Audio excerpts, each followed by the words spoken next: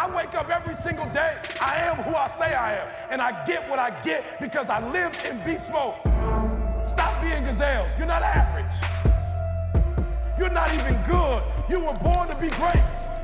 What's going on, world? Welcome to another edition of the Secret to Success podcast. I'm your host, CJ, joined as always by the Bayesian sensation, Mr. Karl Phillips. What's happening? And Dr. Thomas. What's going on, my brother? What it do? I'll give you the straight brief intro today, man. We got a lot to cover. I don't know why, but it seems like we haven't done it in a while. I don't know. Did we do it on like Tuesday last week? It feels like it's been kind of long. When did we do it? We did one the weekend. That's what it was. We did the last one the weekend when we was in Houston, I think. Nah, we didn't, Karl. You tripping, bro? We did we it were like supposed to do Wednesday. one while we were in Houston. Extended my flight. Yeah, we never did it in Houston. We did do one in Houston. We had to do one in Houston. I don't remember. No, we did it in my room. Remember Candace went to So what day was the that? morning. That was that had to be the It had to be weekend. like a Tuesday because you left.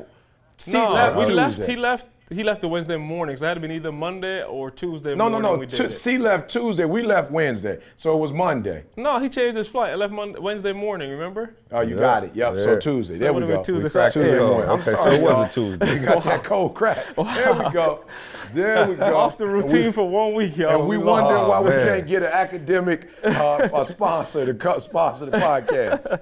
Oh, no doubt. Oh, they definitely not trying to do that. No, trust me, they're not doing that. Yep, no. So, but we do have a sponsor for the podcast today, Yes, which sir. I'm excited about. That means we're going to be able to pay our bills for one more month. Today's show is brought to you by Jet.com. For 20% off your first two orders over $35, visit Jet.com and enter promo code SUCCESS at checkout. Jet.com. Terms and conditions apply. Jet.com. For 20% off your first two orders over $35, visit Jet.com and enter the promo code SUCCESS at checkout. Terms and conditions apply. See Jet.com for details. Appreciate the love today. So we got a lot to talk about, man, and I don't even really know where to start. I put like a couple notes in my phone over the week, kind of like I always do. But let's start with Karl first, because I know Karl was up north, and that's not something that people from Barbados probably do. That's something from people from Barbados.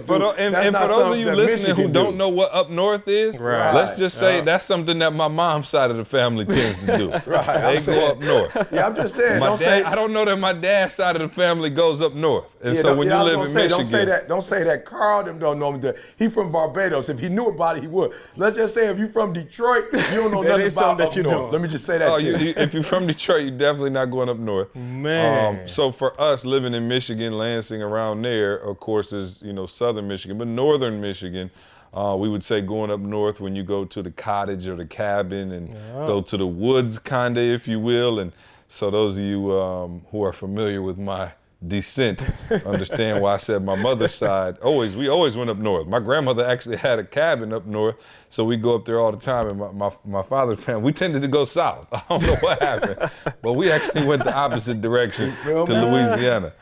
So, Karl, you went up north, man. So tell us about your first experience up north. So y'all heard us talk about Mike and Erica. These are our best neighbors in the world. Like, let me just put it like that. For those that don't know, they're literally exactly next to Eric.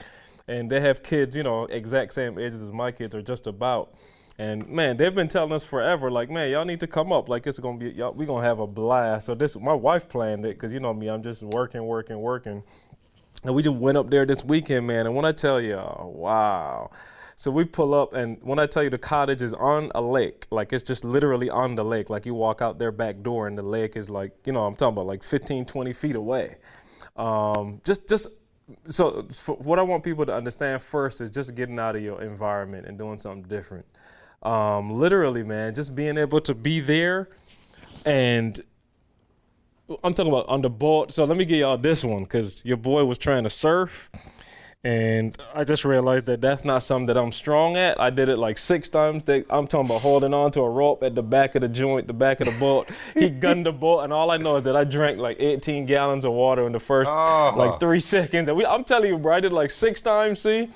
And yeah, no. And let me tell you something.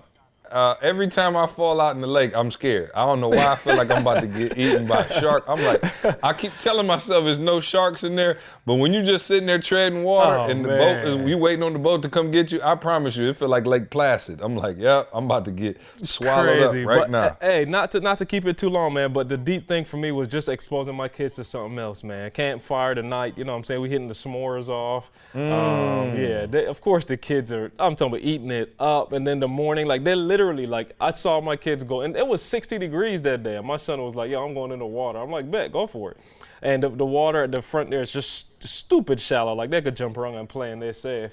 And they were in and out the water there, his butt is freezing, he ran back, dried off, changed his clothes, then like 20 minutes later, he back in the water again. Just the experience that they had, man, I'm telling you, like let's put it this way. See, I walked away from there saying, like, I might need to get me a cottage. Just the experience that it's doing for my kids, like opening their eyes, is just a whole different world, man. So, and the dope thing about it now is if you do get one, you can make it a business venture because you can let people Airbnb it while you're not up there. Oh, no doubt.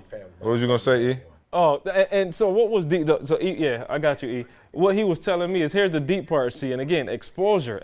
So Mike said to me, yo, I kind of grew up here, like this is where I grew up. So he was pointing across, yep, my uncle had a cabin over there. We had the same lake, like he looking across, it's like 8 miles long, like a mile or two across. So we could see the other side of it. And he's like, yep, my uncle had a spot over there. My brother has a spot over there. He's like, my mom has a spot, not on the lake, but just behind the lake. And I'm just watching, like, and he said to me, he's like, so I knew growing up that I was gonna have some kind of spot on this lake. Like it wasn't an option. So he literally, and y'all don't know Mike like that, but man, just take this for what I'm saying. Mike has a full-time job and started a part-time that became full-time, and now he working 2 full-time jobs just so he can meet that goal. So I'm talking about like banana. He just said, explained explicitly to me, like the reason I have this cottage, the reason I have this boat is because of that part-time job that I started. I'm just like, whoa, when you get a goal, bro, you got a goal and you know what you want to go after. Somehow, we always talk about it, but somehow everything in your life now lines up with that and you make sure that thing happens, man. But overall, man, weekend was banana. My kids was like, yo, this is the best weekend we ever had. Best weekend ever. They just got to chill, just be removed. I literally put my phone down. See, I hadn't done that in about 4 years. I put my phone down. I ain't touch it for probably at least like 16 hours. I had the computer with me, but it was packed away in a bag.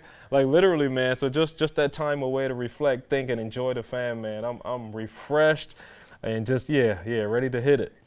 Yeah, no, that's dope, man. And don't bring the kids down here for a little while then, because I don't want to be compared to Mike's cabin. You know what I'm saying? We do not have the lake out here. We do not have those amenities. So let some time go by. Let them forget about it before you bring them down here. I got you. I actually, man, had a great weekend as well, man. My mom's side of the family had a family reunion up in Michigan. As you guys know, I was back and got a chance to spend chance to spend time with my whole family, which was great because I have uncles. Shout out to my Uncle Eric, my Uncle Andy, who live out of town that all came in, my cousins, all there. And you guys know my Uncle Randy passed a couple weeks ago, and that's the same side of the family. So we had already planned the family party months ago. And so it was just good, man, for, my Aunt Sally and my cousins, to have everybody around. And man, we had a blast out at Reno's. Just hanging out, man, telling stories. And, it's always funny, man. I want to shout out to my whole family, who listens to the podcast. You start this podcast and you kind of like, okay, you'll get the ET people in and, I'm sure you guys hear it all the time, what it's grown into now. My Uncle Eric, who lives in Minnesota, was like, oh, yeah, I caught the last podcast. And I'm like, man, I haven't even talked to him in forever, and I didn't even know he was listening. But shout out to him. But just, to feel that love from family and that support, it meant the world, man. And of course, Trey, being that we live down here in Atlanta and most of my family's in Michigan, we try to get back as often as we can and keep them connected. Of course, Trey didn't want to leave. I had to, he laughed at me, fair foul. He laughed at me because I told Trey, don't worry about going home. He was a little sad. I was like, we got presents for you at the house. So, here we go. Here we go. I'm on my way at the house. He was like clinging to my mom. He's like, Grandma. I'm like, we got presents at the house. He was like, bye, Grandma.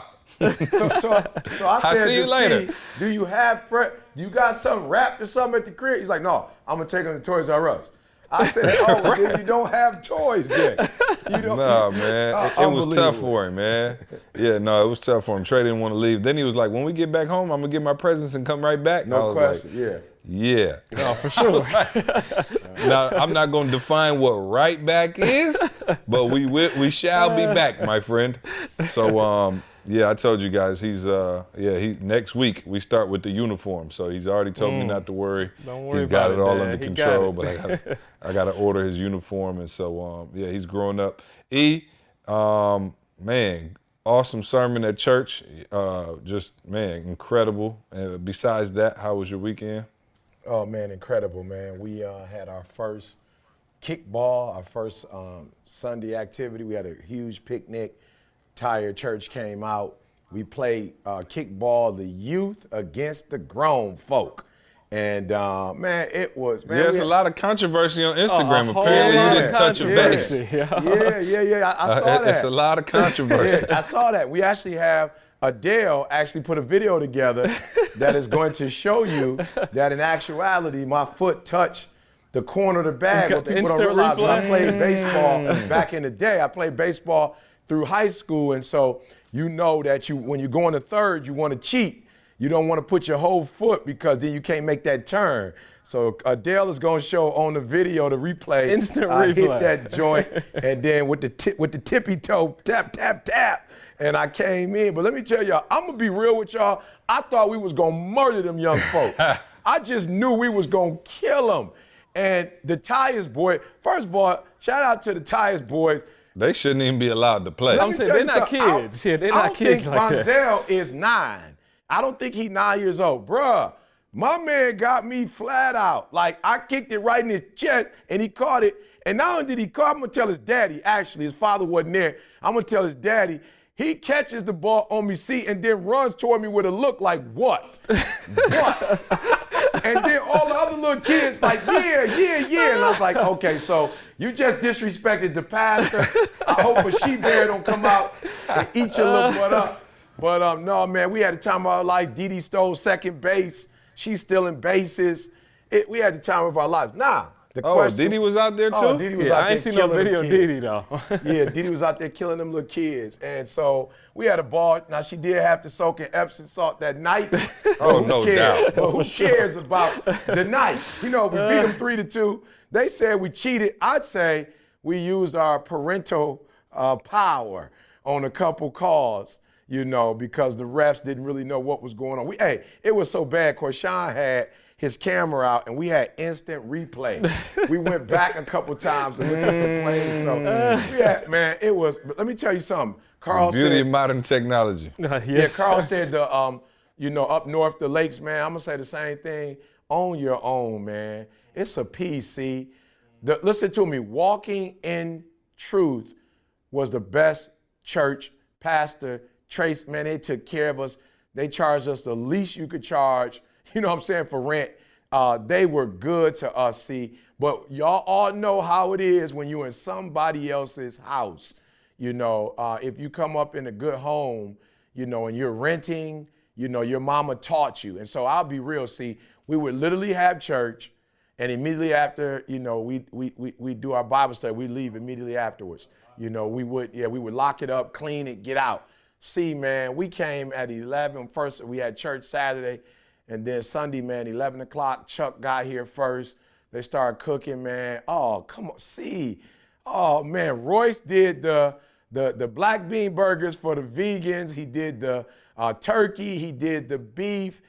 Then Jamie brought the salmon, macaroni and cheese, rice, chicken. They had a sobriety cake for Amanda, 2 years clean. We celebrated Amanda for being 2 years clean. Man, I mean, we had the time of our life. And like I said, we were here from 11 to about 6, 7 o'clock at night. And man, just to have your own, see, we don't have a lake. We probably need to make a little lake out there or build a pool. Oh, there's enough space for one. Right. Yeah, but I had the time of my life. And I never felt this way before. Good, man. And speaking of the black bean, That's one more thing I want to clear up real quick, because I'm perusing Instagram and I'm seeing a bunch of congratulatory texts to I E know, people On geeked being up. on becoming a vegan. And I'm saying, wait a minute. I was just with E and I at the Grand Lux, and I thought I saw at least some form of chicken on his plate. But I could be mistaken. So, E, you've been posting up all these pictures. We see you with your cousin shopping for all these vegetables. Yes, Hashtag vegan life. Yes. Are you an imposter? Well, or are you let me say really this. a vegan now? Let me say this. I am not a vegan. I'm doing this for my wife, but I will say when I was in Houston, I did not eat any meat when you were with me. I haven't had meat. Oh, no. I seen some type of meat though. No, you thought you did. No meat in Grand Lux.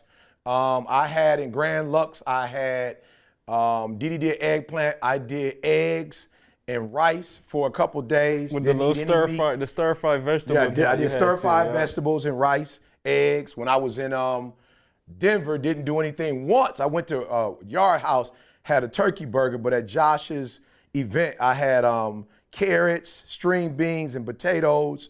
And then when I got back home, for the most part, all we've been doing is vegan. But I will say this to you guys. No, you just hit a burger the other day, bro. You be lying, bro. No, listen to me, guys. You just told me you hit a burger at I hit the burger Brody. at the, no, not at Brody. Oh, yeah. At Brody for that. I did. But listen to me, guys. I'm not a vegan, but I will say this to you. The last 20 days, I probably eat meat twice. And I'm going to be real. And I put it up there. I do not want to go vegan, but I promise you, I'm probably going to have to go vegan because, as I said before, the way we're going to reverse this MS is through Didi's diet. And if I don't eat right, Didi's not going to eat right. So, I do not want to do it. I don't want people to think I'm on some vegan thing, but my cousin's coming in, she's cooking. As a matter of fact, I'm proud. The Arringtons is jumping on this as well. Moni and Chuck, they're a part of it as well. So we're doing it as a group, and I'm trying to help Moni and Chuck. So I'm just gonna be real with y'all. This is not something that I want to do. Like I said, I'm not a meat eater like that. I ain't gonna lie. I'm not like, I don't get down with, like I might eat meat during the week at Chipotle, but my wife doesn't cook it. Like I don't eat steaks and stuff like that. I'm not a real big meat eater, but I don't necessarily do the vegan thing. But because my wife is not going to eat right unless I eat right, when I'm at home, I'm gonna have to tackle it, but I ain't gonna lie. If I'm on my own, you know what I'm saying? Like if I find myself. So long story short, you're a vegan that eats meat. Well, I'm not even gonna say that. See, like I'm not gonna lie and say that. I'm not gonna say that either. Like if that's the case, I'm a vegan too. You know what I'm saying? Well, no, you eat Carl, meat we all every day. See, vegan. but I will say everything this. that vegans eat. Yeah. That's all he eat. But I will say this to you guys. I do not want to do this, but I'm not gonna lie. Y'all know me. I ain't fake. When I do something, I go 120. Like that's just me. So I'm probably going to have to go vegan here soon. Because like I said, my wife, she cheated when we were at the cafeteria together. And again, it goes back to me. She saw me eating a burger, so my wife ate some dessert, and she was out of it, for the next day, like, because the diet actually affects her. It don't affect me. I can eat whatever I want to eat. It don't affect me. I'm talking about anything. Yeah, I can eat anything. It don't affect me. I get stronger with a nice little sandwich. No, if I eat late at night, I snore at night. Yeah, I like feel real Popeye good. with the spinach. Yeah, but I definitely am going to go closer. And then So what are you going to put in the middle of your sandwiches? Are you not I don't know if he's doing bread no more either. I'm right. not doing bread. Yeah, I he ain't done bread. Yeah. Oh, no. I literally haven't done bread in I don't know how long. And bread is worse for me. For those of you who know me, bread is a struggle. Meat ain't no struggle for me. I can go without eating meat. I'll make a macaroni and cheese sandwich or a spaghetti sandwich. I don't necessarily need meat, but I definitely bread. But TJ said this to me, and I want y'all to listen to me. I started working with TJ, and he said, E, if you're going to lose your gut, and I'm going to work with you, you can't eat bread because you're going to make me look bad. So what I need you to do is I need you to eat it between 8 to 12. And I'm like, bro, I can't commit to eating no bread from, like, I'm just not that kind of dude. I can't commit to eating up from 8 to 12. If I eat it, I'm eating it. So I've literally given up bread. I don't have any bread in my home. And what I'm using in place of bread is I buy the collard greens.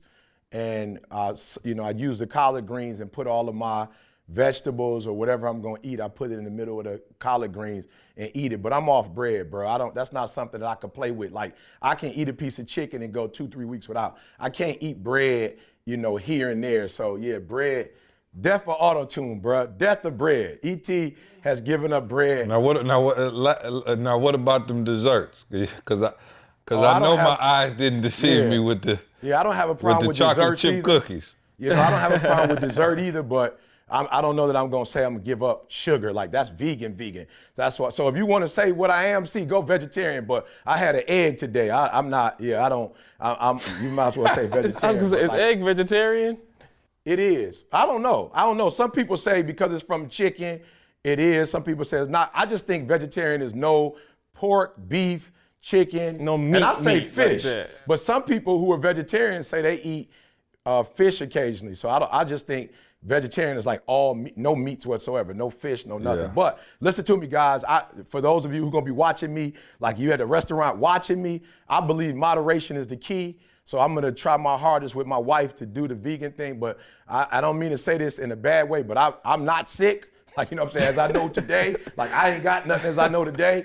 So, you know what I'm saying? So for me, it's moderation. I will never say I will never eat another piece of chicken. I'll never eat dessert again. But, after I left after I left Houston, my wife cheated a little bit and I could see how it had impacted her. And so I just told my wife, like, boo, you're just gonna have to just go full vegan. Like, you can't go back and forth because it's killing you. So her thing was, I can't eat one way if you eating another way in the house. If you buying Chipotle, I can't do it. So I'm like, all right, I got you. So as long as I'm in the house or I'm on the road with my girl, I'm going full vegan to support her. But I promise you, if you see me by myself in Miami and I run up, in Houston, and I run up on Cool Waters and I grab that rice and Cool peas, Runnings. the Cool Runnings, and that curry chicken or that jerk chicken. Don't look at me crazy, but yeah, see, as long as I'm with D, man, we got 40 more years together, and I'm just seeing how diet, man, they saying that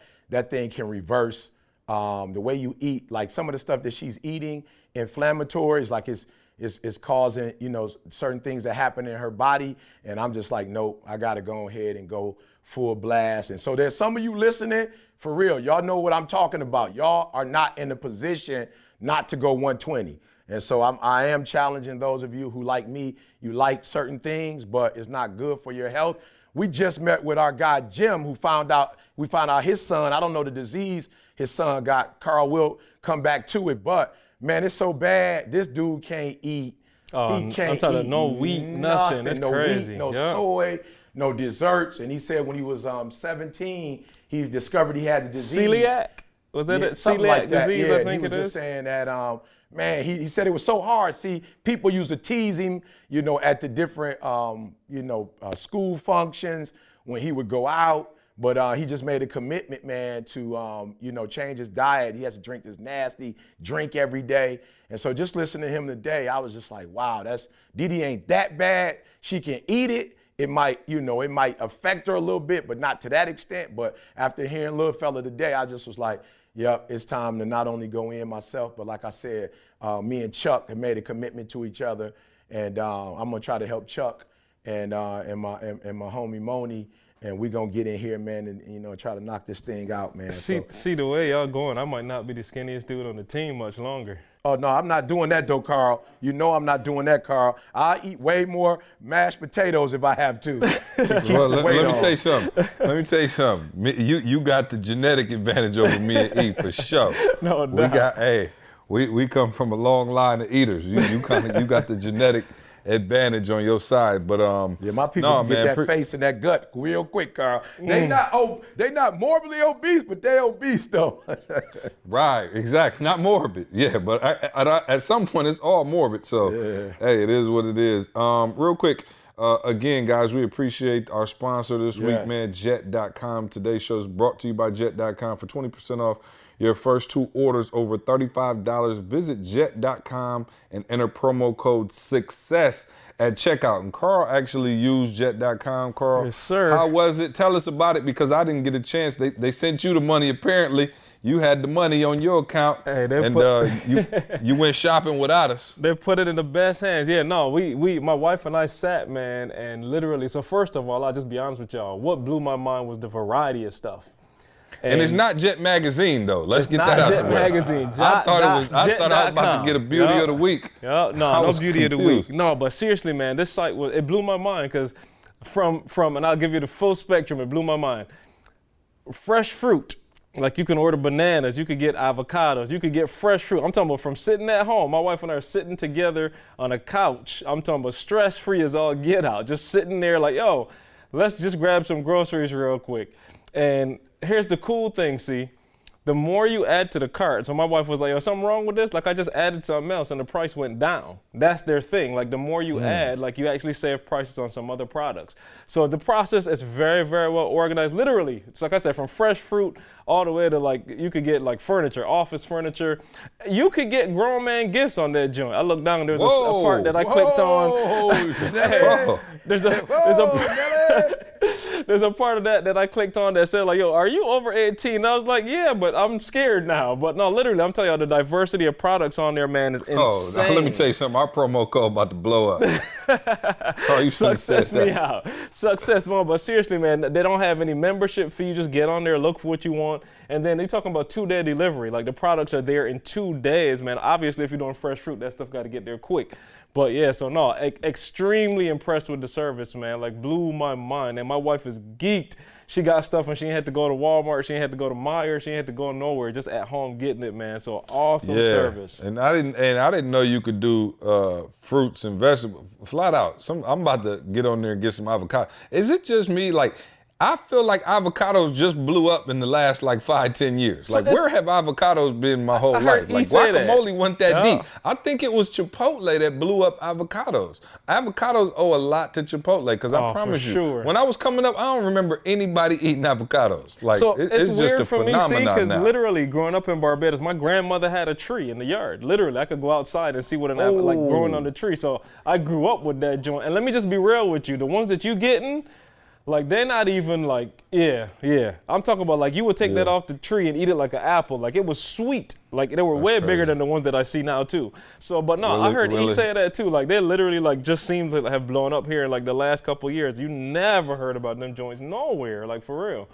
Yep, and so if you are not as fortunate as Karl to have an avocado tree outside of your door, jump on jet.com. Again, 20% off your first 2 orders over $35. Visit jet.com and enter promo code SUCCESS at checkout. All right, I want to get into something, man, that I briefly mentioned to you guys, but I wanted to bring it to the podcast because I felt like, you know, this was one of those moments that, you know, we can I told you guys, we purposely like don't talk to each other about stuff now until we do the podcast. Right. We like, because I want to get y'all genuine, like unthought out feelings about what's going on. But Candace and I were on the plane and we were headed to, I believe it was Houston, or I don't know. We've flown so much. This is the first time I've been home all July. I just got home like yesterday and was gone. But we were on a flight and it was just the 2 of us.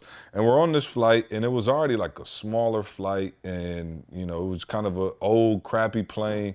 And we're on the plane, right? And so we're in first class, like maybe like the last row of first class, and there's only one seat open in first class. Usually they bump somebody up, Delta bump somebody up, but for whatever reason they didn't bump somebody up on this flight.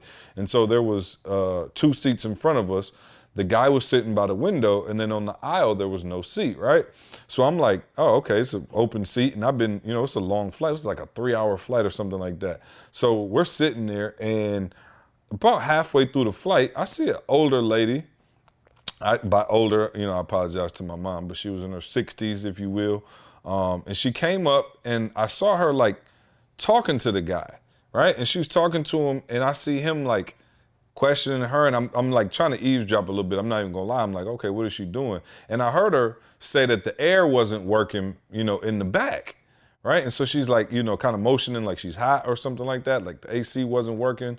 And so she's like, can I sit down? And he's like looking at her, like questioning her, like, why? What you know, I can start hearing him kind of like giving her a hard time. And in my head, I'm thinking like, dude, just move the stuff. Like he had his laptop there, he had something there, and he's like, I'm pretty sure dude didn't buy 2 seats. So I'm like, yo, it's just an open seat. Like, what do you care? So then she just was like kind of deboed her way and was like, you know, I need to sit down. Like I'm hot. And so she sits down and I hear my man. Now, keep in mind, dude was drunk as all get out. Now, I'm not in anybody's business. You on a flight, you grown, you can do what you want to do. But my man had like at least 5, 6 vodka and Coke or whatever he was drinking. And the only reason I know is because he spilled like 2 of them, right? My man was like, you know how you ever been on the plane, E? I'm sure you have, with somebody who's like clearly getting sloppy drunk. And this dude was like definitely drunk, right? And so he's like still giving her a hard time after she sits down. And so I'm like, nah, me, you know me. My blood is starting to boil. I'm just like, yo, what is the big deal? And then I hear him say, oh, well, if everybody's air is not working back there, what makes you so special that you get to sit up here? Now, dude was about my age. I say, 30, I'm 34. He looked like he was about my age and he was good size. And so I'm looking at my man and I heard him say that, y'all, and I almost jumped out of my seat and choked my man out. It took everything in my power not to start going off on this guy. And so I sat there and Candace looked at me because she sees me now for like 2 minutes, just like I'm just all locked in on their conversation. And she's like, yo, you all right? I'm like, yo, my man being a jerk to, this elderly lady. Like, and I told her, I'm like, and she's like, calm down, calm down. She could see I was getting like mad. So anyway, the stewardess ends up coming. Now the dude she sees the lady sitting in the seat and she knows that seat's been empty all flight. So she says to the lady, she's like, oh, I'm sorry, ma'am, you can't sit here or whatever. And she's like, yo, I don't have no air. And she's like, oh, we fixed the air in the back. You can go, whatever. And he was like, oh, no. She said you said she could sit here. She said, I'm like, so now I'm literally biting my finger. The lady gets up and walks to the back and I didn't say anything. Now, I didn't say anything, not because, y'all know me, straight gorilla. I'm not at all scared of a confrontation. I was so mad and I knew my man was drunk. I was like, yo, I may have to just beat my man down on the plane. And I was sitting there and I'll be honest, I was heated. The rest of the flight, it might've been like 40 minutes left. And I was heated and I'm like, yo, I really wanted to check my man and be like, yo, what is your problem? But I was disappointed in myself because I knew I couldn't do it in a non-confrontational way. Like I tried to calm myself down. I tried to breathe and just say, hey, you probably could have just, whatever. But I'm like, in my mind, I'm like, it's over. You don't have to say anything. And there's 2 things. One, I want to know from you guys, what would you have done in that situation? I always feel like that show, that show on ABC, like, what would you do, where they like set up a fake scenario and then see how people react to it. And everybody, when you sit at home on your couch, you always like, oh, I would have grabbed my man and threw him down and whatever.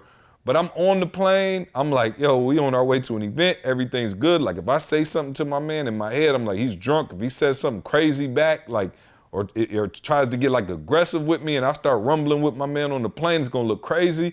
And so I didn't say anything and I was disappointed in myself because I was like, yo, you couldn't control your anger enough to have a civilized conversation or try to be civil with my man. But one, I want to know what would y'all have done in that situation. No question what I would have done. Yeah, no question. And 2, I want to know how you keep your anger under control when you see something like that. This all I want to ask is, you want ET pre-baptism or the ET just recently baptized? I want both. Yeah, Tell I'm me just what being both. real. It's nothing to talk about. Y'all know me. If I would have been on the plane and my man would have went off like that on homegirl and I would have been around, you already know me. I'd have been standing up. I'd have been in my man grill. We would have been going back and forth. I wouldn't necessarily care about an event. I wouldn't have cared about how things was gonna go down, what people was gonna think. I would have been in that moment, especially she elderly. Like, I don't know what it is, and it just might be me, but I feel like I've been blessed with you know what I'm saying? Like, I'm one of those kids who cares. Since I've been a kid. 100%. Yeah, I just been one of those dudes that's like, feel like I gotta take action. You know what I'm saying? Like I see, the elderly or children or somebody who's mentally challenged. Like when my boys used to try to joke on the mentally challenged, like I wasn't playing that. I'm like, bro, I don't care how big you are. Right, like that's out of bounds. So for me, I already know I wouldn't have went off. The new E, I probably would have called the airline stewardess and we would have done it together. I would have called her like, yo, grandma, it seemed like she has some medical issues. you know, and we probably need to attend to. I know you probably don't normally, whatever. I'm a diamond medallion. I don't mind giving up my seat if that's what it's all about. Right. But I just And that's what I told my wife I was about to do, but then she sat down. So she sat for like probably 30, 40 minutes. You know what I'm saying? So like she had the air. You know what I'm saying? It would have been, y'all, this would have been a different type of podcast. You would have been recording. So E went to jail.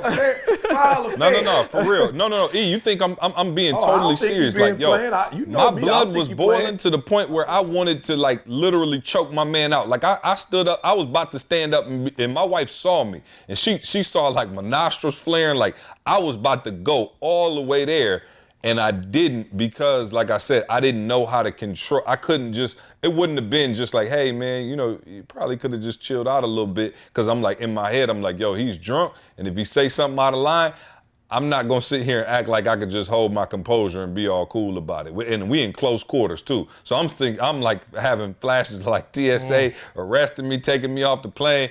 We got, you know, I got to call E to bail me out. Like, how do you handle that though? Like you go tell the stewardess that really don't seem like, and then what? The stewardess says, oh, I'm sorry, ma'am, you gotta leave.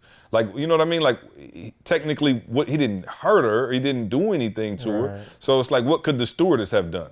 Like, stop being mean to her? Like, be for real. You don't tell me you're gonna tell the stewardess. What's she gonna say? Oh, don't be mean to the old lady. Like, she's not gonna say nothing to my man. She gonna, especially since he in first class, she gonna tell homegirl, you gotta get up and go to the back. Yeah, no, that's real. And y'all, I mean, I'm the opposite of y'all. I'm the dude that least likely to get into stuff, but. Yeah, no, it's, like he said, man, when you got an older person, but I'm stuck, see, I'm just be real. Because what do you do? Like, even if she's sitting there, my man could continue to be a jerk. You know what I mean? Yo, my man looked, when I heard, I promise you, it was like, you know how it is on the plane, like you got the AC coming, you got the engines roaring, so it's not like you can't just fully hear, but I 1000% heard my man say, if everybody's air is broken back there, what makes you so special? And that was the I literally, I was about to jump out my seat. And so, E, I need another answer. I need to know, would you have said something to him? What would you have done? Yeah, I would have said something to him. Yeah, I would have flat out. I'm getting heated listening to you. You know what I'm saying? I also, y'all got to understand too, the other challenge is I'm 46 years old.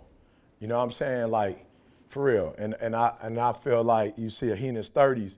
I felt like, yo, like I'm at that age now where I don't have the patience to let ignorance pass like I might have a few years ago. You know what I'm saying? Like I'm in a different stage, and 12 years from now, y'all will know what I'm talking about when you get here. Right. But I just don't have the patience for ignorance, you know, and I would have. So you would have potentially let it. What if my man stood up and was like, "You shut the blank up. You ain't got nothing to do with this." And I would say, I'm just saying that's where it was going to go. I would have said I do have something to do with it. Like, you're at a place right now where this is an elderly lady that you are attacking. We don't know if she feels threatened by you. You don't know if she's sick, and if she stays back there. We've seen people on airplanes pass out.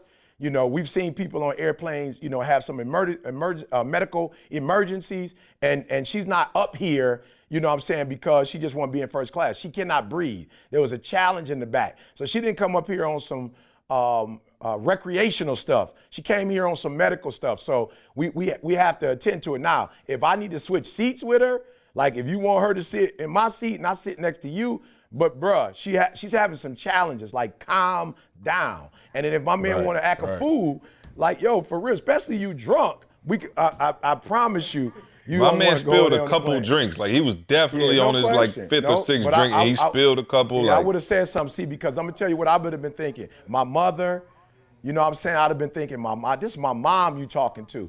You know what I'm saying? And so once I would have been on, like you said, it's your mother's age. Like, this is my mama age. My mama's 62, 63. Like, bro, you disrespecting my mom. Like, I don't know where you come from. I don't care what you going through. Drunk. Like, what I've discovered about drunk, and I ain't never been drunk, so I ain't necessarily no scholar, but I've been around drunk people. Most drunk people are only still saying the stuff that's in them. They just feel comfortable saying it out loud now because they drunk. So I don't think that an average 32-year-old who respects his elders is going to go off on the elder because he's drunk. So you got some deeper issues. And for real, if you could talk to elderly people like that, Like, it ain't hurting you that she's sitting there. Somebody else would have bought a ticket and they would have been there. You know, so no, I definitely would have said something. And let me ask both of y'all this. See, let me ask both. Are you willing to go there? Oh, I'm definitely willing. Right, and that's what in my mind, that's what it was gonna come down to. I don't know nothing else. Like you said, I get it, E. Like, but I'm saying, and I might have started it. I'm just being real. Right. That's the crazy part. And the part I was disappointed in myself because I was so pissed. Like, yo, I'm talking about my blood was boiling. Like, if my man would have said, like, mind your business, you ain't got nothing to do with this. I'm talking about I'm swinging first. Then where you go? Like, I was in that kind of mood. And I guess the bigger point is, I'm not necessarily asking what you guys would do in that situation. I was disappointed in myself because you guys know, one, I worked on my patience, and two, somebody told me a long time ago, men respond, boys react. And so I wanted to put myself in a position to respond, but I couldn't because I knew I would have reacted. And so I was disappointed in myself. So E, I want to ask you, come to just as and get rebaptized. Rebaptized. You baptized. No. See, people think I'm laughing when I say rebaptized. I'm not. It's not the outward thing that it was all about. For me, it was like I got to start all over again. And what it was about, see, was looking at the root of my anger, trying to see if it was something that I didn't acknowledge or address over the years, and then my approach, like you said. So I'm just gonna be real. We had a situation this morning where I met with Jim, and I wanted Jim to see the building. Now, I have used our sister facility to do breakfast, and my wife was like, like the water source over there, she doesn't feel like it's adequate or up to par. She's a registered nurse. And so my wife was like, don't do it. You know what I'm saying? And I'm gonna be real, see, I had already planned it out. His son, of course, has some dietary concerns. So I was like, oh, okay, yeah, since he can't eat this, and that, I ain't gonna lie, it don't even make sense to go up to the breakfast spot. You know what I'm saying? Like, it's a waste of time. Right. You know, so I was like, I'm gonna get the griddle out. I'm gonna do a couple different type of meats for him. I'm gonna get some fruit in here for my man. He can't do dairy, a couple other things. He can't do bread.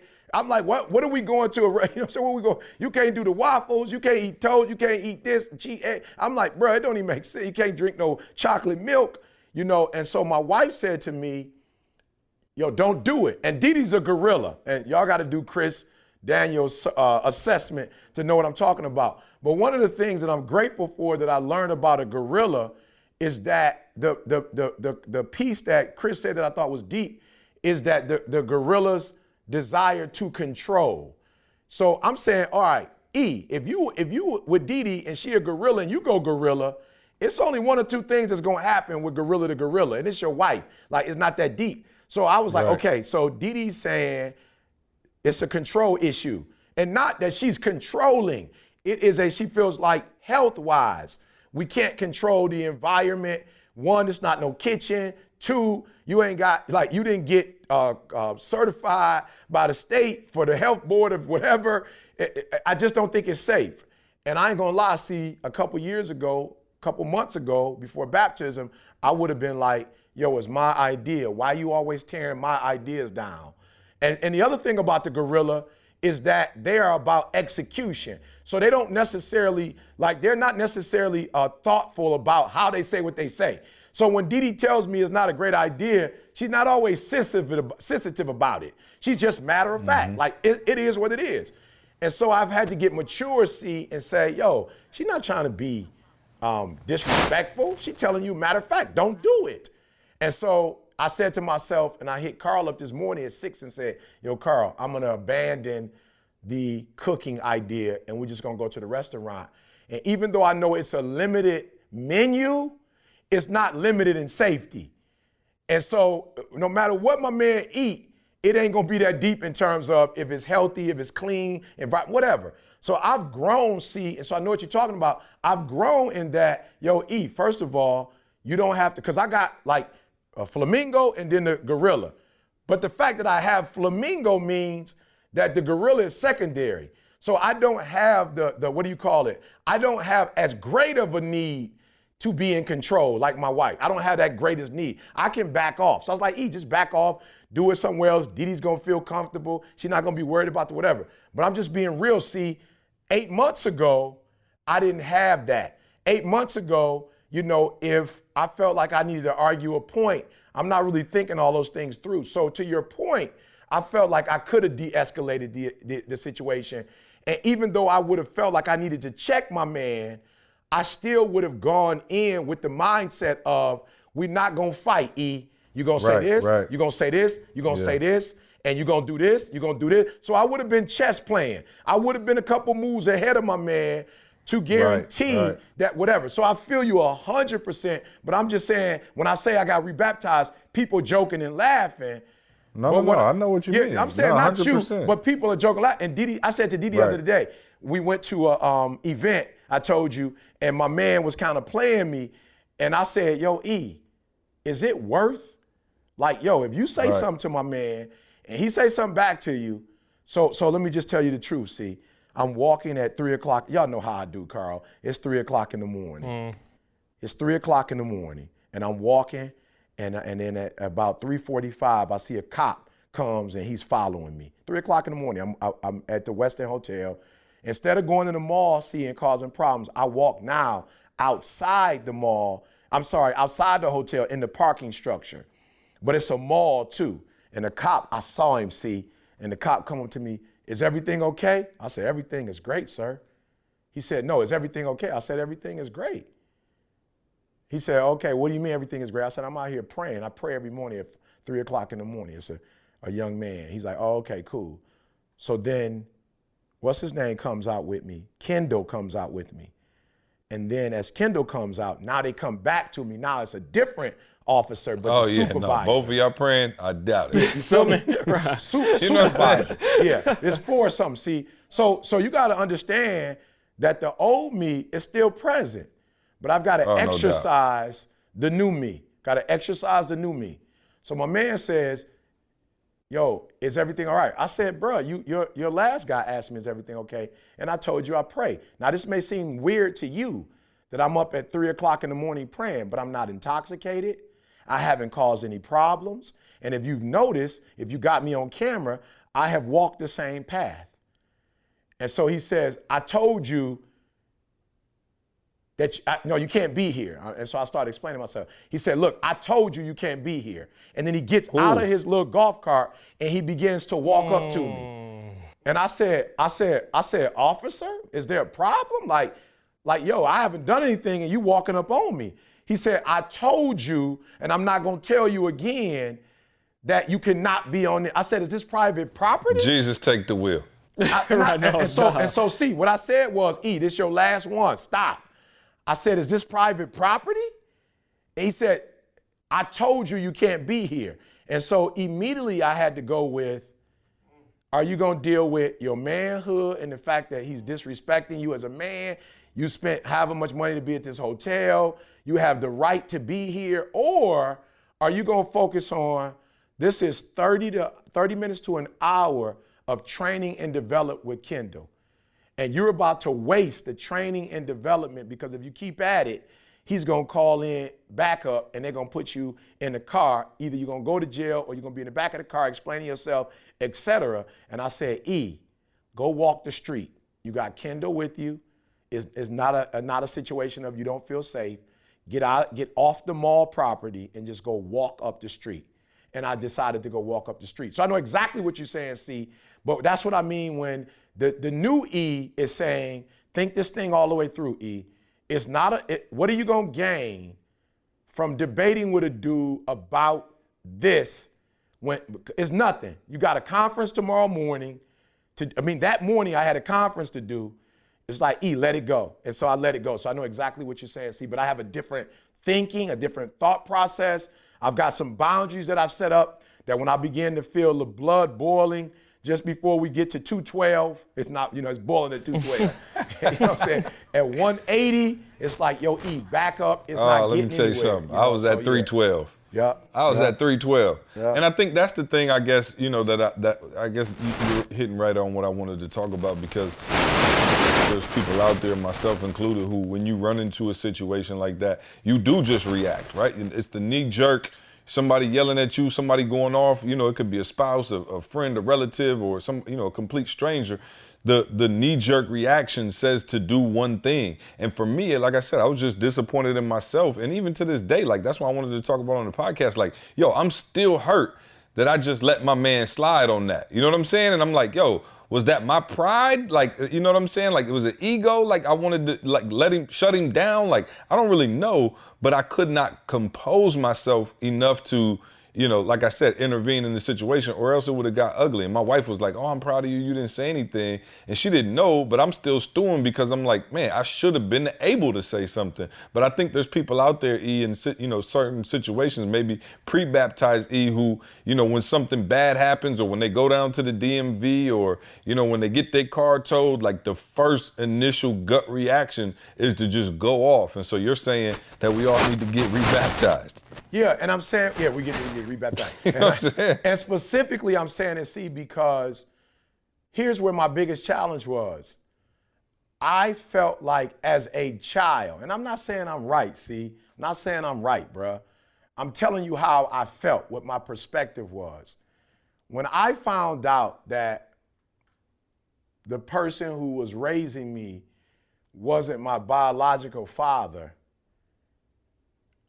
I felt like from that point, and I started running away from home at 13, ended up leaving home for good at about 16. I realized when I got rebaptized and had to really sit down and do some self-reflection, is that I felt like I lost control, see? And maybe every kid who grew up in a normal environment felt like he was, you know what I'm saying? First of all, like, my biological father's not in my life. My mother made the decision that he's not gonna be in my, you know what I'm saying? Like, and she didn't necessarily make that decision. Maybe it was some of his actions that helped make that, I don't know. But I just kind of felt, see, when I left home at 16, like, yo, you telling me when to come in, you know, I can't do this, I had no control. And I became this monster, see, and as I look back, bruh, man, my boys would tell you, man, I used to be fighting, bruh. I look back like I was too small. We're not even talking about my height.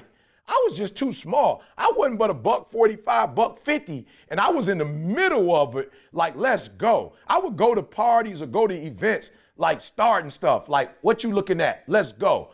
And I didn't realize, see, it came from a place where when an officer said something to me or a professor said something to me, I would go and rage like the hawk, because I'm like, yo, you trying to rob me of my control. Like, you trying to dominate me.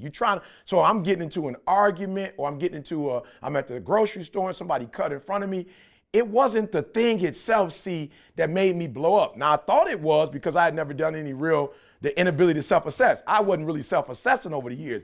I was just reacting. But I realized as I got older, like, bro, I'm a grown man. You just gonna pull me over. I ain't do nothing wrong. And you just gonna, you know, talk to me any kind of way in front of my kids.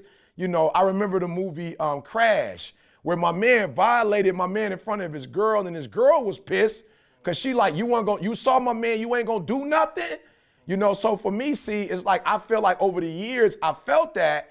And then what I had to tell myself was, yo, E, what's the most important part? And I hate that this is a reality, but let my man know the deal, or me driving off, see? Let my man know the deal and let him know, like, don't play with me, or not getting in the back of his car and being able to do my conference. And I'm not telling you nothing has changed, see? I'm not telling you that there are times I still don't feel like, yo, bruh, like, you taking advantage of the fact that you got a badge. You taking advantage of the fact that you have authority over this jurisdiction right here. I wasn't doing nothing wrong. See, y'all know me. While yes, I might have turned green back in the day, but you know, I don't start problems. Like, I'm not the dude that just walking in the mall and be like, what's up, punk? Or you look at you look ugly. Like, that's not me. But I felt like there were cruel people, or there are rude people, or there are disrespectful people. And I felt like if you come at me with that, I gotta put you in your place, is what I felt like. Like you're not gonna disrespect me. I'm not gonna be one of those people you talk to any kind of way. And now what I'm realizing is, yo, E, what's more important, doing this conference or going to prison, and he wrong. My man was wrong. I didn't do nothing wrong. I paid to be at the Western Hotel. It's not illegal to walk up and down. It's not illegal. There's nothing wrong with being up at 3 o'clock in the morning praying. There's nothing wrong with that. But it is something wrong, with not handling the challenge like a man, or let's go further. Kendall says stage 5 is a mature man. So I will not be, and I'm not confrontational, but let me say this, I'm not scared. I will not be backed up. Like, I'm not gonna run. Like, I wasn't taught like that. I didn't grow up like that. Like, I don't have a problem with conflict. So baptism doesn't mean now ET is, if somebody say something to him and he feels like it's out of line, he's not gonna address it. No, that's not what it's saying.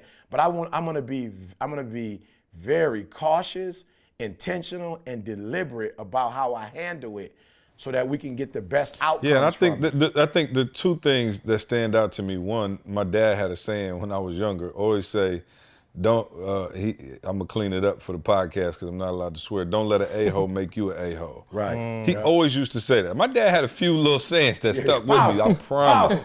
One of them when I was a teenager, I say to Jalen and Kel every time they leave. My dad every time I walked out the door, he said, "Don't do nothing stupid." Right, and he also used to say, don't let an a-hole make you an a-hole. So I try my best to live by that and not because you don't know what people are going through, right? Like you don't know what's on the other end. Like my man who was in first class, like I don't know what he was going through. My man might be drinking because he just got a divorce, or you know what I'm saying? So it's like, I don't want to come down to your level, one. And I think the other thing is weighing the pros and cons in the situation, right? Like, okay, cool, you do this, you do that. What I probably should have done the second I saw it was an issue was just say, ma'am, you could sit here, I'll go back and take your seat. Like, but I feel like I didn't quite get it at first, and it kind of caught me off guard. But like, I could have just solved that by being, Kenneth ain't tripping. She was sitting there almost asleep anyway. I could have been like, ma'am, you could sit in my seat. Don't worry about it. If he, is uncomfortable with you sitting there, here, take my seat. And I would have went to the back, and maybe that would have been an even, proven an even bigger point to my man. Like, whoa, I'm sitting here being a jerk. Because I don't want her to sit next to me, and this guy just gave up his seat. I don't know. But at the end of the day, you need to weigh the pros and cons. But I think for those of us, and I think we all do, I know Karl's not saying much on this topic, but I know, Karl, there's times when you get hot and you can get angry at something and, kind of lash out. And I think E said it. We need to be mindful and really respond versus react. And I think when we get to a place where we can respond to things that happen around us, once you're in a ditch, the last thing you need to do is keep digging. And I think sometimes, man, we have a tendency to meet fire with fire or meet bad energy with bad energy. And E, you said it, man. Sometimes you just got to raise up a level and, look at the bigger picture. Although it's hard to do, man. And I'm clearly not perfect. Absolutely. I'm still working on it. I'm liable to go off on somebody in the grocery store if the time called for it. And I'm not even a go off kind of guy, but I know it's still in me, if you know what I'm saying. No, I'm saying, see, the deep thing you're saying, though, what is the end goal? If the end goal is the solution, you know what I'm saying? Like, for real, what's the end goal? Now, it's hard to think about that in the moment, but that's a process of us, like you said, though. You went through it in your mind with the different scenarios, and you said he was drunk. So that means you're processing like, yo, he drunk, he might react this way, he this, he that. So for real, if we can get mature enough to do that, like you said, and respond, it's back to what you said, respond, not react. You get to the point where like, yo, I could see where this is going. Like, what's the big picture of this? Like, okay, lady needs a seat. Right. Like if she just needs a seat and this don't need to, like, I don't want this to turn into nothing. Like you said, she could have your seat, she could, whatever. There are solutions to it that don't necessarily involve going there, but it feels so much easier to just go there. So no, I'm trying to tell you. The piece you said is it though, the solution. Yeah, think about the solution. You don't want to sit down the back of a car the day before a conference.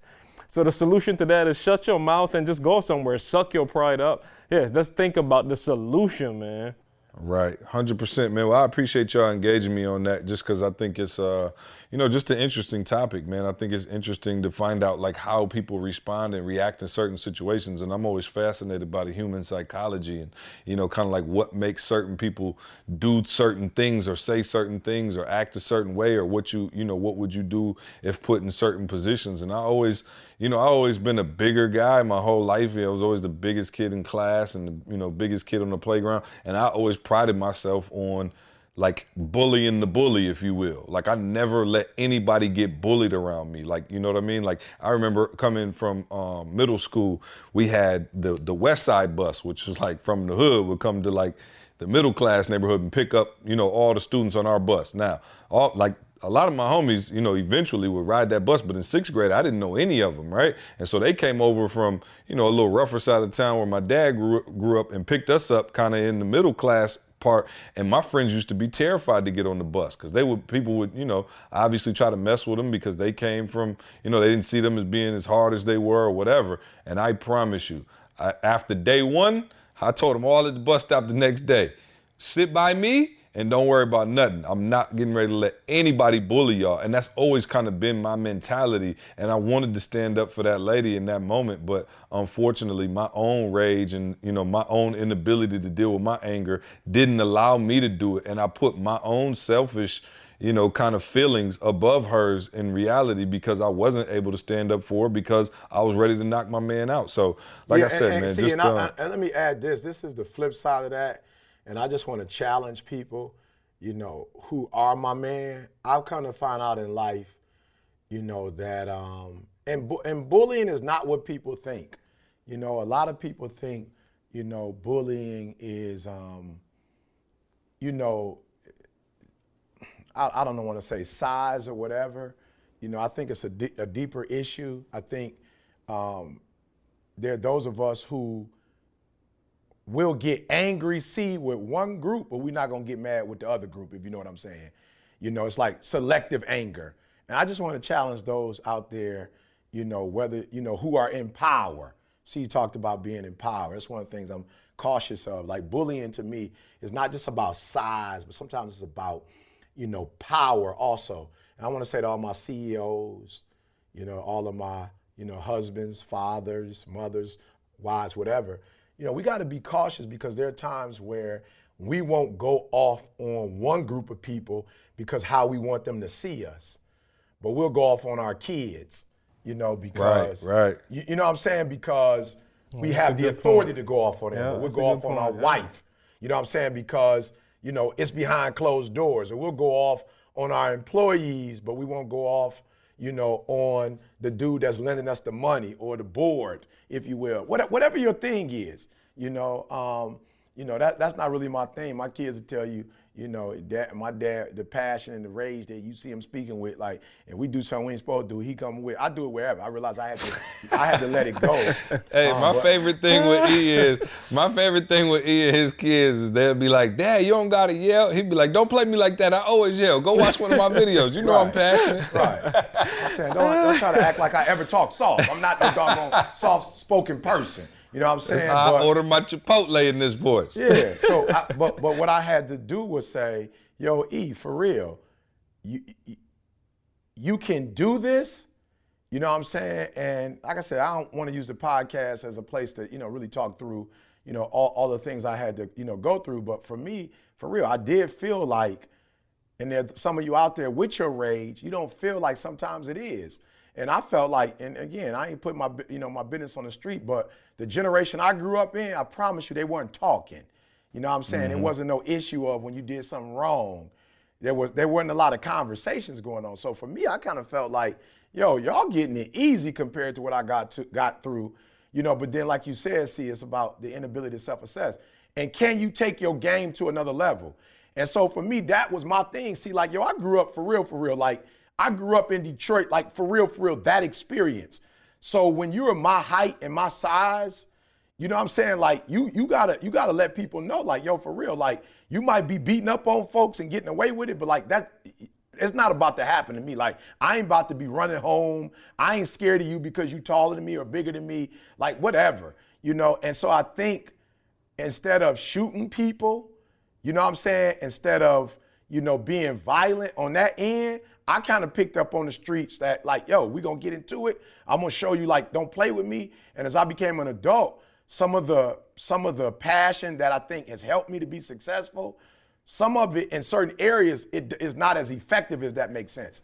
And so I even had to say, like, yo, for real, when you, and I said this in church last week, when you have been successful at something, the hardest thing to do is to substitute that for the ability to go to another level of success. You know what I'm saying? Like, that's like telling Mike Tyson his boxing style, it don't work. You know what I'm saying? Like, don't do that.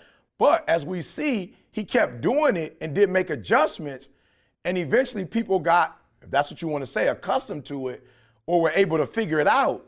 What worked for him the first 30 fights didn't work for him the last maybe 6, 7 fights of his, career. So I'm just saying to those of you out there for real, like a Yeah, ET, you got to get another go-to move. Yeah, you got to get another go-to move, man. And yeah, screaming and hollering or going off like C said, or, or having that rage at 313 degrees. So let me ask you this. I know you got rebaptized, but real quick, because we got to move on to Ask ET. I know you got rebaptized, but you already were a man of faith. You were already walking at 3 o'clock in the morning.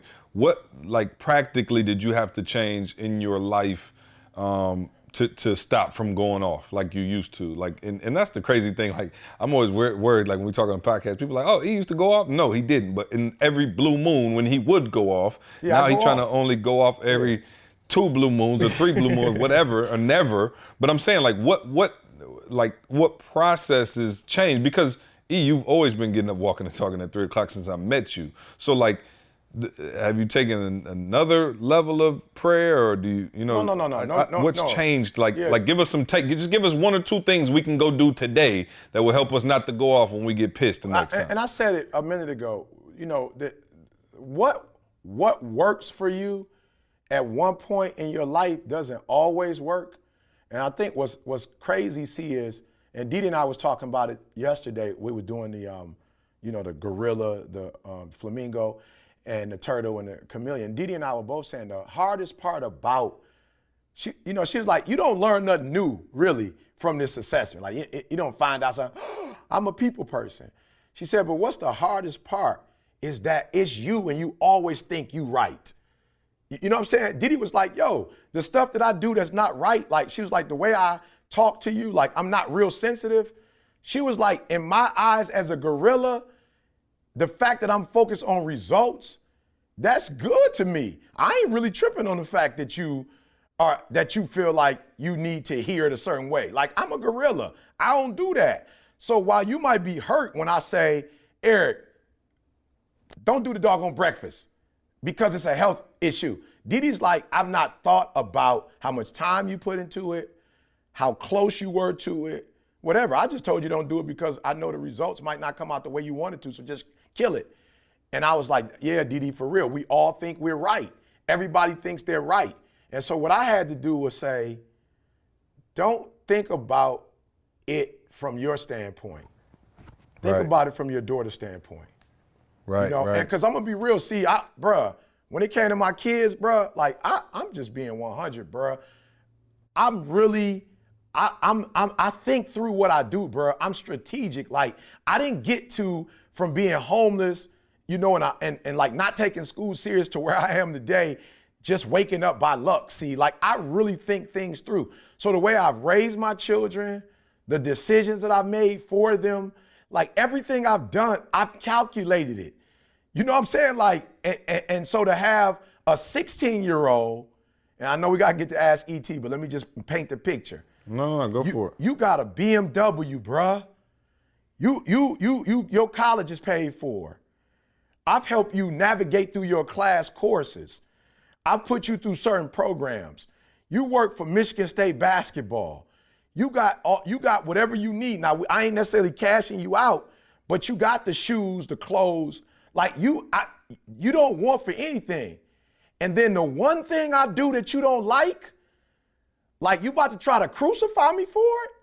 Like, yo, you won't put that much energy into, like, C, and I know that he don't get it. But I'm saying, see, how many kids go through school and don't have, okay, so what? You don't have no student loans. You don't owe for no books. You don't owe for no food. Like, you don't owe nothing. And I'm saying to myself, like, yo, bro, I made all these sacrifices. I didn't miss a game. I didn't miss one of your games. I came to all your awards banquets. And you tripping because I'm fussing? Like, because I'm arguing? Like, I've never laid my, like, I ain't never put the belt down and laid my hand. Did I whip my son? Absolutely. But I ain't never took my hands and then just bust him in his mouth. Like, I ain't never done that, see? And I'm like, yo, I've done 100 things well as a father, and all you can harp on is the one thing I didn't do. And what I realized after I got baptized, see, was like, yo, E, that you gotta shift this, because that one thing is pissing you off. And it was about to get to a point where my relationship with my son, where I was like, you know what, you're right. So if you want to argue about that and you don't want to recognize the other stuff, okay, bet. All right, I'm gonna wash my hands. And what the Creator allowed me to do was say, yo, E, what you gotta understand is when you're that good of a father and you are handling your business, it's like Tom Brady. You make one mistake, it's exemplified. When you got a dude who always throwing interceptions, ain't nobody tripping on my man, because you constantly doing wrong. And I had to see it differently. And I had to see that one time when I did whip Jada, because I had never whipped her before, and when she took it personal, I didn't see what she saw. I just saw like, yo, you disrespecting me now. Now you starting to like go across, like I'm not playing that. And for Jada, it was like, yo, my dad never whipped me before. She was like 16 years old. Like he whipped Jalen like that. He ain't never whipped me like that. And so I had to turn around and not become soft. Like, I'm just gonna be real. I ain't that kind of parent where I care so much about what my kids think that I'm trying to make them happy and I'm gonna give them everything they want and they ain't gonna never get disciplined so we could be cool. I'm not into that. But I did recognize when I self-assessed that Jada and Jalen are right, Eric. It's a better way to do it. And the 99 other things that you've done right don't excuse you from the one thing you're doing wrong. You're not excused from it. You don't get a pass because of all the other stuff that you've done. And what you've got to learn how to do is yes, discipline them. Yes, show them when they're wrong, but they're not 3 no more. They're 16, 17, now she's 18, and Jalen's 21. You got to do it differently. And you talk about 120. I know it's going to be hard, but you must find a way to do it, and do it in a way that they still may not be gung-ho about what you do, but in a way where you know, Eric, is not as aggressive. You know what I'm saying? So I don't know how to say it, see, but like, let's say I was getting a 75, 76. Like you could get a 90 something. And so just do what you got to do to get that 90. So it was hard, and that's why I felt like I need to get baptized. That's the worst though, because your pride is just telling you like, yo, I did all of this. Just give me one thing. Let me go off every blue moon just to get it out. Lord have mercy, you gonna hold my feet to the fire? Hey, the tricky part is, though, and I'm just thinking about it, E, like you said, you believe you're right. So even, I'm just saying, how do you even cross that line? And see, forgive me, but this might have to go longer. How do you even cross that line? You're talking to your son, and you think you're right, he think he right. Like, how do you even, like, what other way do you go about doing that? First of all, I'm feeding you and paying the bills. I'm right. Right, no doubt. But you know what I'm saying? Like, he knows he right. You know you right. You can see, you've been alive longer. You can see what's happening. Like, you can see a path, whatever. How do you really cross that line? Because I wasn't getting the results that I wanted. I wasn't getting the results. But I'm saying, what options do you have? I didn't know what options I had. That's why I had to get rebaptized. Because I didn't know what options I had. I didn't know. But I'm saying, see, I knew I needed to get baptized because what Karl was saying was there was a tug of war. Rebaptized. Yeah, I'm sorry, rebaptized. Yeah, there was a tug of war. There was something in my soul that was saying, yo, for real, this ain't right. But there was a part of my soul that was saying, yo, this one ain't on you, E. Like, and that was the other thing, see, it was like, I ain't trying to be funny, but when you're a flamingo, a part of your nature is submitting. And it's just like, yo, I had to submit the last 90 times. Like, ain't nobody else in here. Like, everybody else in here want to say, E, you wrong. But I ain't walking in here and hearing Jada say, yo, what, you know what, Dad, I was wrong. I'm not hearing Jalen say, you know what, Dad, about that, I was wrong. But it felt like, yo, I'm being ganged up on. Like, everybody saying I'm wrong. And maybe y'all saying I'm wrong because y'all know I'm committed to change. So I was like, yo, what's up? Like, yo, this ain't right. Like, Didi saying you could do it a different way, and Jalen hearing his mom say you could do it a different way. So he definitely looking for a different way. I don't think you can. He's looking for something different. You know what I'm saying? But here's the deal. When I went to the 3 o'clock in the morning, see, I heard God say, yeah, you wrong. Yeah, you wrong. And so I'm saying to him, then what else you want me to do? And he said, I'm not going to tell you what to do. You know what to do. You just don't want to do it.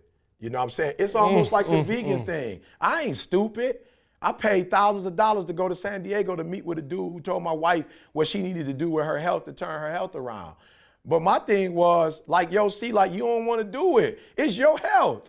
I ain't eating Popeyes. I'm just going to keep it 100, bro. I don't like Popeyes. But I'm going to Popeyes and getting my girl what she asked for when I know better. But I don't want to fight with Dee. We got a great life, bro. Why am I going to mess up my Sunday?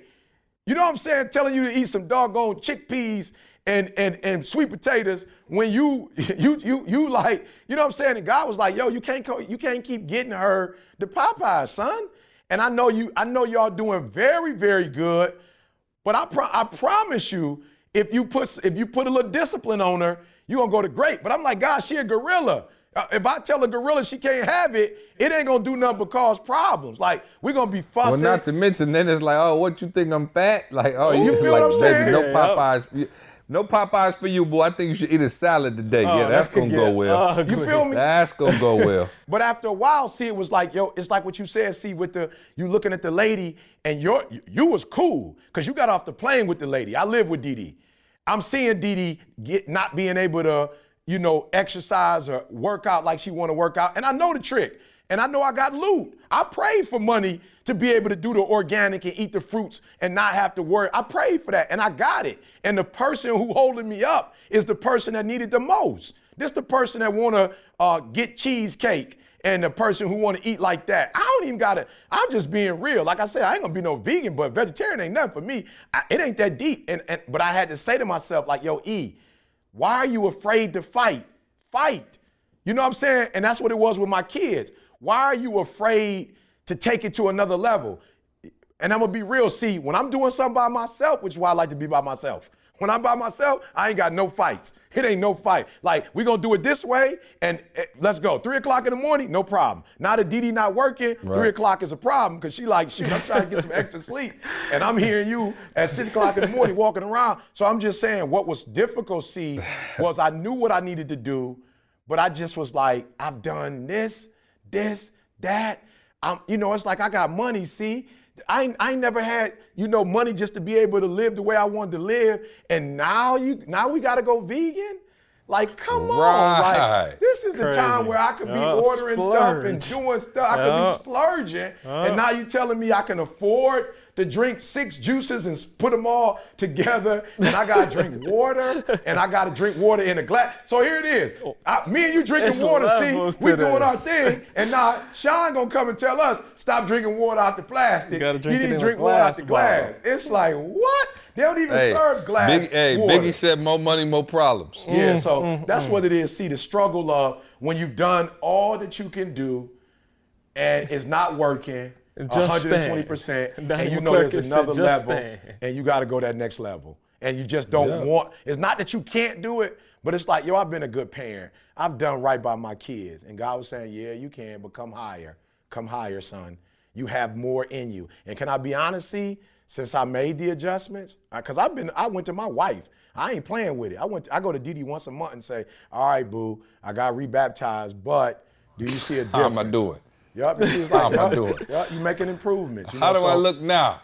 Yeah, I go to Jalen and ask Jalen, okay, Jalen, I still have to tell you stuff, but am I doing it a different way, Jalen? But listen to me, parents. Don't think for 1 minute I'm saying I'm looking for their approval, because I'm not. They're still my children, and I don't have to make them happy. They don't have to like everything I do, but I'm asking about the exchange that we have. Do they see that, in an argument where we don't agree, do they see me approaching it differently?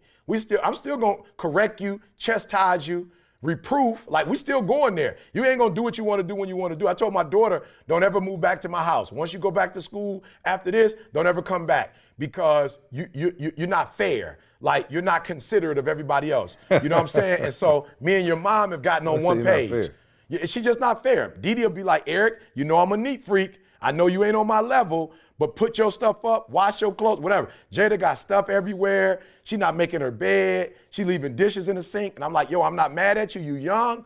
But me and your mom got a perfect combination. You know what I'm saying? We got something going. And guess what happened? See, we got a good thing going on. See, when the bed messed up, guess what happened? Didi, Oh. Eric, I can't whole believe house Jada out. got the bed. We need to, When the you bed go, messed up, the other bed messed up. all the beds messed up. Oh my, he got The grown man gift is messed From up. the window grown man to the wall. So, hey, I just want to appeal to all our podcast listeners to kind of make sure y'all look up for me and see, because y'all see what we got to go through on a regular basis. Like, I ain't trying to be no funny, doubt. but y'all got a dude like E in your life, and he getting rebaptized and talking about the levels he got to grow to. And me and C over here like, I'm what the pastor, in the yo. Y'all devil? ain't the pastor. Y'all I thought exempt. we He, had he gotten- I ain't thought even we was cussing. there. I still got to work on my swearing. You know, Yeah. I got So things y'all- I'm trying to. You know what I'm Yeah, saying? work He on us, working- y'all. Yeah. unbelievable. But And yeah, here's I my appreciate problem it. though, Carl. We didn't talk about nothing we were supposed to talk about today. Oh, nothing, but it's all good. We got So just give me a footnote. Yeah, give me a footnote. You got some stuff off your heart though. We good. That I didn't even know I was gonna be getting off my heart. See, didn't even tell me we was going here. No, it was important. It was, you know what's crazy, man? Like, that's why I love this podcast and being able to do this podcast with you guys, because this is a conversation that we would have just had amongst ourselves. Yeah. You know what I mean? In Like, the whip, I'm just, I'm glad that, that's what we really try to do on this podcast is let you guys be on a fly on the wall, because this is a conversation that the three of us would have in Houston, like walking around the store as our wives are shopping or walking in the mall. Like, these are the conversations we have. And so that's why I wanted to bring that story up, because I knew it would turn into something else. So hopefully you guys got something out of that. Yeah. And let me say this, Hopefully, because we went here, I do want to say to my parents out there, I'm asking you, because it's difficult to ask a 16-year-old to be mature. It's difficult to ask a 19-year-old. So I know you listening to me like, E, come on, E. And I feel you. Trust me. That's why I told you I had to take it to the water, because it was a struggle, But I had to say to myself, yo, Jada, 18 years old, 19 years old. Like, if you have to take the high road, who are you expecting to take the high road? You know what I'm saying? No disrespect to my wife, but if it's between me and my wife in terms of making an adjustment, I get up at 3 o'clock in the morning. You know what I'm saying? Like, I've been reading self-help books for at least 15, 20 years. I don't think Didi read one self-help book. Like, she might read Joyce Myers or something, Joel Osteen or something, but I don't think Didi's ever read a self-help book. If She didn't read Secret to Success or Greatness Upon You. She might have read Average Secret Skill to Phenomenal Will. Success. She might have listened to the Secret to Success audiobook. I don't think she read it, but she might have listened to it just to make sure of what I said about her.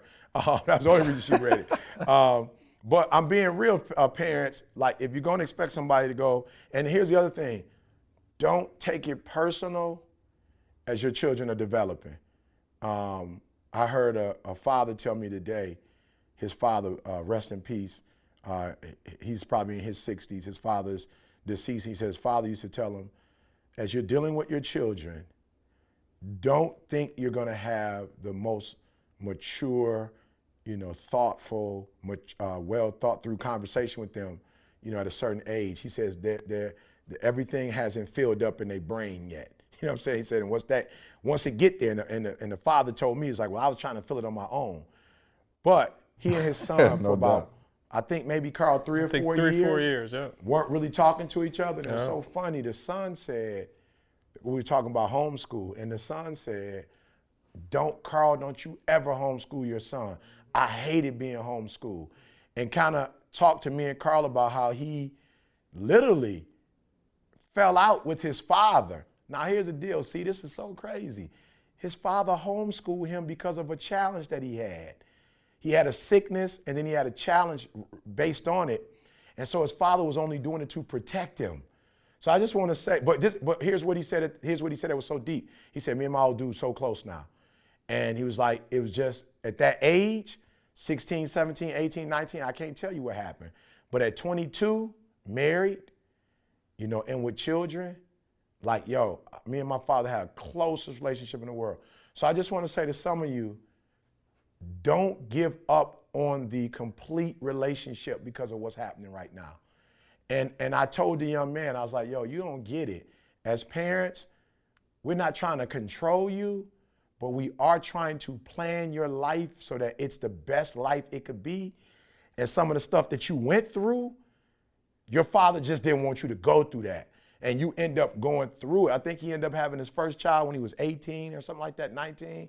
And so the father was trying to keep him from being a father at 18, 19 years old.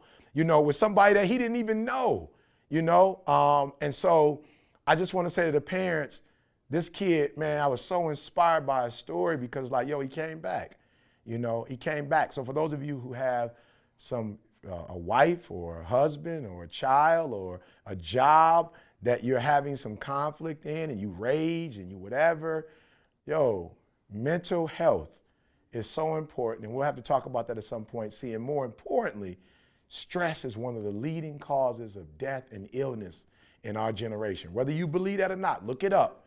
Stress is a major cause of illness, death. And so if for no other reason, my wife said to me, you need to back off of some of that, just that rage or whatever it is she called it, because she was like, she didn't use that word, but we're going to use that word for now. She was just like, I need you. And if you're only going off every blue moon, I know your blood pressure is going up and you could stroke out. She told me once, you could stroke out dealing with these kids. Leave these kids alone. They grown. Let them make their own decisions. We raised them well. You let them do what they want to do now and they'll deal with the consequences of every choice they make. But I need you. I need you. ETA needs you. This world needs you. And we don't need you to die over some stress. So I just want to say to all my parents out there, lose control. I'll talk about this later, but that was the second thing I had to do, I had to lose control and just believe that, my kids ain't 8 no more. They're not 4, where you dressing them, you telling them what to eat, what time to eat, what to do. They have the information that they need, and they either gonna use it or they not gonna use it and bump their head, and then they gonna come back to the information, at due time. But all the stress, if you need to quit your job, I'm not telling you to quit your job, but if your job gonna send you to the grave, I'd rather for you to quit your job than go to the grave, But whatever is the stressor in your life, deal with it. Don't walk around it. Don't ignore it. The elephant in the room. Deal with those stressors and get on the other side. Because I can tell you, since I've been baptized, I don't even know how I said it, but somebody asked me how you was doing. I'm saying, I'm on the other side of happy. I'm on the other side of happy. And no, I don't always know what's gonna happen, but I know I'm at peace, and I have a much more peaceful experience dealing with certain things than I had before. So I just want to encourage you, man, take care of your mental health, take care of your emotional health. All right, appreciate that. Let's jump in and take a few questions. We're a little behind schedule, but I think that's all right, man. That was powerful. So let's see. Hanson in Ohio said, Karl, with CJ and ET having such dominant personalities, how difficult was it for you to find your lane in the company? Easy, because I just knew I had to stay as far away from the fighting as possible and do everything else. No, being serious, literally, the beef that we had was work related. It wasn't no beef, you know what I'm saying? There was never no beef in terms of relationship. The beef was, are we doing 10 episodes of TGM or are we doing 30? So honestly, it didn't really change nothing for me. Once C and E got them beefing about 10 or 30, we got to shooting the 10 or the 30, you know what I'm saying? So it never affected the direction that we went in. It never affected work. It was just hey, they're going to beef it out. There's certain issues that E feels strong about, some C feels strong about, but there's never something that stopped the direction that we were going in. So work still continued, man. So, yeah. Carter in Jacksonville said, guys, thanks for all you do. Just curious, ET, what is the best and worst part of being a pastor? I could answer it. The best, you take care of people. The worst, you got to take care of people. I know that. Say the first part again, Karl. The best one is you take care of people. That's a great thing to look out for. Right. You're taking care of people. But the And worst thing is, you taking care of people. You're taking care of people. Oh, man. You taking care of people, bro. And I would just add to that in between that, when you take care of people, it's for a reason. To get them to get to a certain place, and to see people going in circles, man, it's hard to see people with the same credit score 3-4 years out, the same, financial situation, getting divorces, you know what I'm saying, having it's just sad, man, when you see people sitting under this type of love, instruction. I'm talking about all of us, not, just me as a pastor, those of us who serve the church. And just see some people some people are getting it, but to see those people who aren't getting it, it's heartbreaking. Yep, got it. Chad said he left a long one, so I'm trying to decipher it. He said, basically, Actually, no, let's go with this one.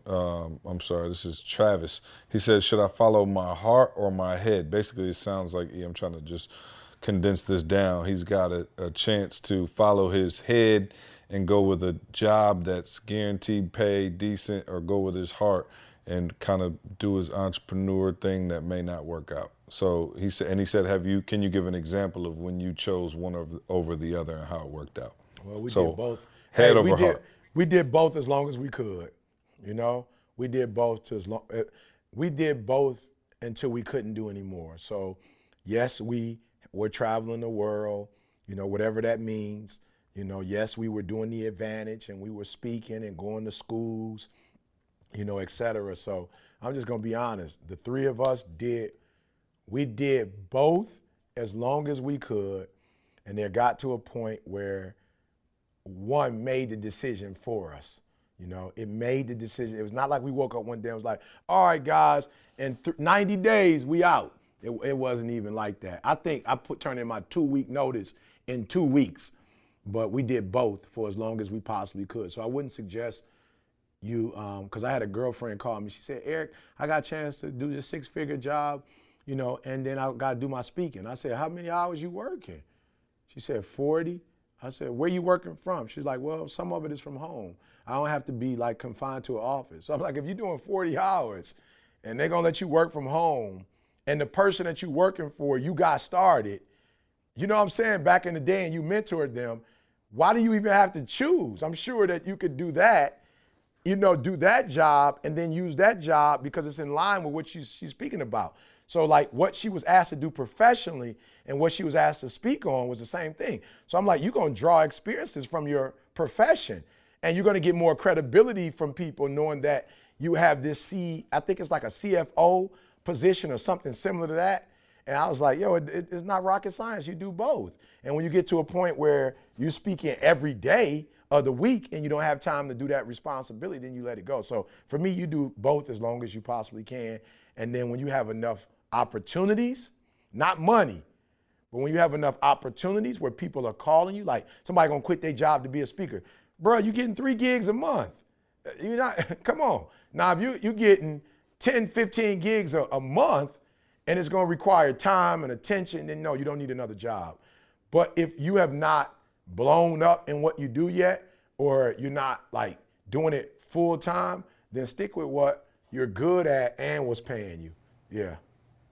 Yep, love it. And so one more. Let's see. This was just a comment. Rick in Ontario said, CJ, I love you, bro. You do a great job on the podcast. Please bring back the negative comments. I almost flew off the side of the road laughing. Oh, I love them. Oh, no doubt. You see how he do us, though. I asked him that next week is he going to do it. No, we're not going to do it next week. It's going to be too much. Now we've never done it again. No, we're going to do it again. I'm going to bring it back. I got to wait. Shout out to everybody who sends the negative comments. I actually saw a couple the other day. I thought about it and didn't have time to get them together. But yes, I will bring that back for sure. Hey, perspective though, see. So I took it as not that she didn't do it. We just didn't get any more negative comments. That's what I took it as. No. Listen, anytime you're doing a service of any kind, there's gonna be some negative. E tried to post up a picture of some eggs. He was trying to eat healthy, like eggs and spinach. Somebody was like, I got cheese on it. Like somebody, they gonna find a way to tear you down. Here, my boy trying to go fake vegan, and you trying to hate on his swag. And what I said to my man when I said something to my man, he said, oh, I thought you was eating healthy. I said healthier. You know what I'm saying? I'm just saying, did the Patriots come out and throw a touchdown on the first series on everyone? Come on, bro. I'm like, give me a break, bro. I told you cookie gut. I said it when we were in the mall, though. Shout out to that dude. Shout out to the person who's listening to this podcast or the person who comments on every little thing. Like, you got to comment something negative, just a little dig on every picture. Like, come on, man, save that. Like, go live life somewhere. You love doing that. Shout out to you for being that guy. You keep us all honest. Real quick, man, we're going to go. Anything else? Do we got any announcements? Miami. Oh, Miami. Yeah, Miami's getting real close. Super pumped about that, man. Got the squad coming with me. May. Look at me. Yeah, August you off. 5th. August 5th. Yeah, August 5th. We are in the building for the Thank God I'm Married. You guys definitely need to come check that out. Willie's coming. If y'all haven't seen Willie do his thing at the marriage joint, my goodness, Willie has just been crushing it. And of course, E is going to give you whatever is on his heart there. So Miami, man, make sure you come out. If you're not in Miami, fly to Miami for it. It's going to be crazy, man. You need to be in that sun anyway. And then also the cruise as well in March. We have the cruise coming up, man. Phenomenal. DC. Yeah. Oh yeah. Sorry. DC September 2nd. Yep. So we'll see everybody in the DMV for the Stay Ready tour. We got the fellas coming out. Somebody asked me. My cousin asked me. He was like, "Does every stop really get better, or do you guys just say that?" And I was like, I was just gonna say it. See, Houston set it off. So DC, I'm just like DC. We know DC as like a strong ETA fan base. So DC, I'm telling y'all better come with it because Houston set it off. I was trying to explain to her, like, E gonna do what E gonna do. Jordan gonna put up 40 a night regardless. But I told what I was explaining to her is all the other guys are catching their swag big time and just learning, you know, the placement, the order, the momentum, the energy in the building. It's just been crazy. So definitely, man, it has been better every single time. So DC is going to be off the chain. That is coming September 2nd. And we'll be out there for that as well. Let's jump in. Is that it, Karl? Can we roll? I feel like we've been on here forever.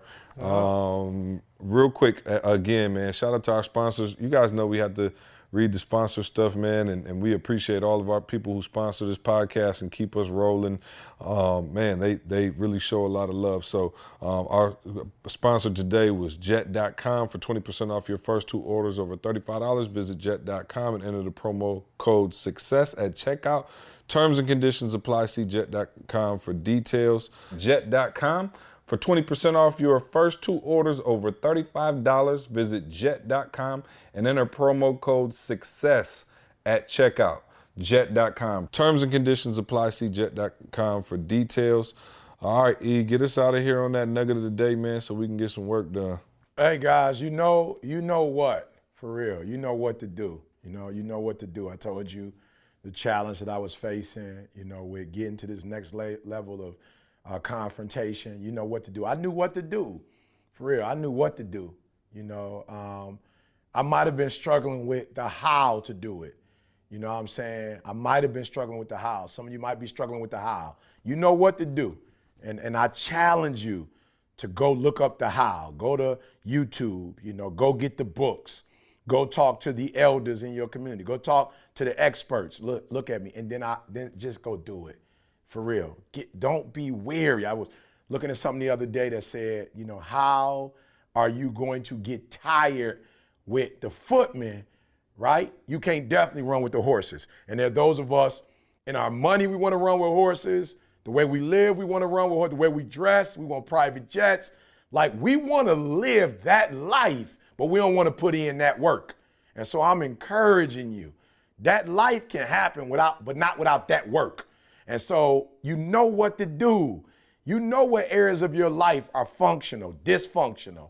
You know the areas in your life where you're doing extremely well, but there's still room for improvement. And so do me a favor. The stuff that's dysfunctional, handle it. The stuff that's functional, you can go to the next level. Come on. Get to that next level. But that area where you're doing well and it's a little growth, I'm challenging you, rise. I'm challenging you to rise to the occasion. All right? No more, man, well, I'm doing better than him. I'm doing better than her. No more, we doing good. Yes, you are. But those termites, bruh, those termites are small, tiny insects that take a fine eye to see. But those termites left alone in your house, man, they could eat your whole house up and tear your whole house down. So I know you're doing well, but don't let well get in the way of phenomenal. Don't let well get in the way of the next level. It's going to be tough. I always say if it was easy, everybody would do it. But look, you got what it takes. Make the adjustments and make the rest of your life the best of your life. Appreciate that nugget of the day. E, y'all go to iTunes, leave us that review, man. We love you. We'll see you next week. I want you to focus on here right now. Don't you worry about when you get home. You concentrate on this opportunity. You don't worry about tomorrow. You concentrate on this opportunity